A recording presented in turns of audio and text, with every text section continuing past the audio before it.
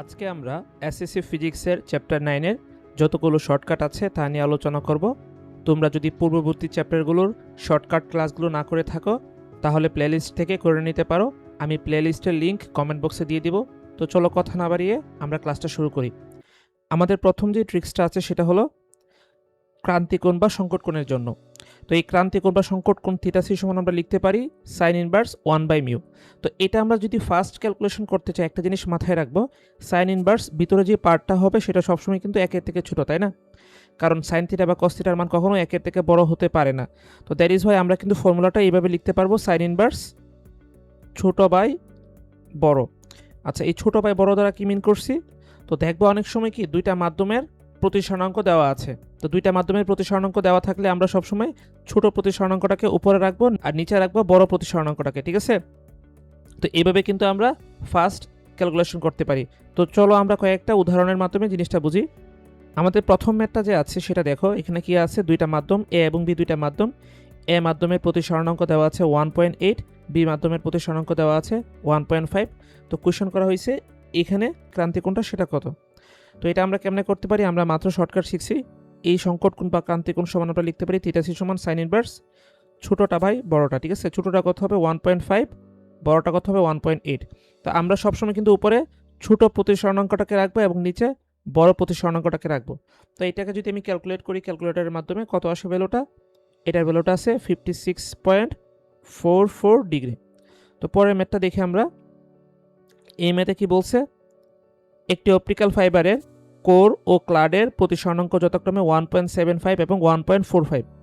সর্বনিম্ন কত কোণে আপতিত আলোক তরঙ্গ অপটিক্যাল ফাইবারের মধ্য দিয়ে সঞ্চালিত হবে। তো অপটিক্যাল ফাইবারের মধ্য দিয়ে কিন্তু আলো পূর্ণ অভ্যন্তরীণ প্রতিফলনের মাধ্যমে সঞ্চালিত হয়। তো দ্যাট ইজ ওয়াই এখানে কিন্তু আমার মিনিমাম কোণটা হবে সংকটকোণের সমান, ঠিক আছে? তো এই সংকটকোণ বার করার ফর্মুলাটা কী ছিল? তো সংকটকোণ বাড়ি করার ফর্মুলাটা কী ছিল? থিটা সি সমান ছিল সাইন ইনভার্স ছোটটা বাই বড়টা, তাই না? ছোটটা বাই বড়টা। তো এটা সমান লিখতে পারি কি সাইন ইনভার্স ছোট ভ্যালুটা কত? 1.45, 1.75। তো এখান থেকে অ্যান্সারটা কত আসে? এটা ক্যালকুলেট করলে আসে 55.95 ডিগ্রি, ঠিক আছে? সিমিলার দুইটা ম্যাথ তোমাদের হোমওয়ার্ক দেওয়া হয়েছে। দেখো এখানেও দুইটা মাধ্যমের প্রতিসরণাঙ্ক দেওয়া আছে এবং ক্রান্তিকোণ বার করতে বলছে। সিমিলারলি এখানেও দুইটা মাধ্যমের প্রতিসরণাঙ্ক দেওয়া আছে, ক্রান্তিকোণ বার করতে বলা হয়েছে। তো আমি এগুলোর অ্যান্সারগুলো লিখে দিই, তোমরা নিজেরা প্র্যাকটিস করে অ্যান্সারটা মিলাই নিও। প্রথম কোয়েশনের অ্যান্সারটা হবে 50.6 ডিগ্রি আর দ্বিতীয়টার অ্যান্সার হবে 62.46 ডিগ্রি, ঠিক আছে? তো তোমরা এটা প্র্যাকটিস করে নিও নিজেরা কইরা। তো চলো আমরা আমাদের পরবর্তী ট্রিক্সে চলে যাই। তো এটা কি ছিল? যদি তোমার লেন্সের ক্ষমতা পি হয় এবং বক্রতার ব্যাসার্ধ আর হয়, আমরা লিখতে পারি পি সমান 2/r। তো এখানে মাথায় রাখবা আরটা কিন্তু অবশ্যই চিহ্ন সহকারে বসাইতে হবে।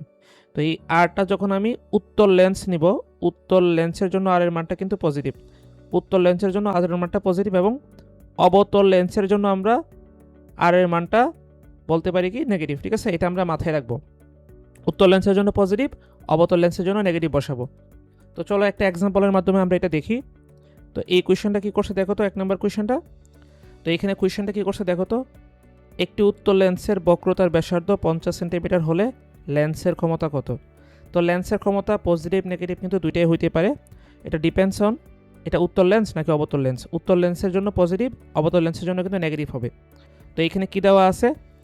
আর এর মানটা দেওয়া আছে 50 সেন্টিমিটার। যেহেতু এটা উত্তল লেন্স তো আর এর মানটা কিন্তু পজিটিভ 50 সেন্টিমিটারই হবে, ঠিক আছে? তো সমান সমান এটা লিখতে পারি কি 0.5 মিটার। তো আমরা জানি পি সমান 2/r। তো এখানে আর এর মান কত? আর এর মান কিন্তু 0.5। তো 0.5 দিয়ে 2কে ভাগ করলে হয় 4 ডায়োপ্টার। এটা কিন্তু হবে অ্যান্সার, ঠিক আছে? আজকের ক্লাস আমাদের এই পর্যন্তই থাকবে। যদি কারো কোনো রকম কনফিউশন থাকে আমাকে কমেন্টে আস্ক করতে পারো, আমি অ্যান্সার দেওয়ার চেষ্টা করব। ধন্যবাদ সবাইকে।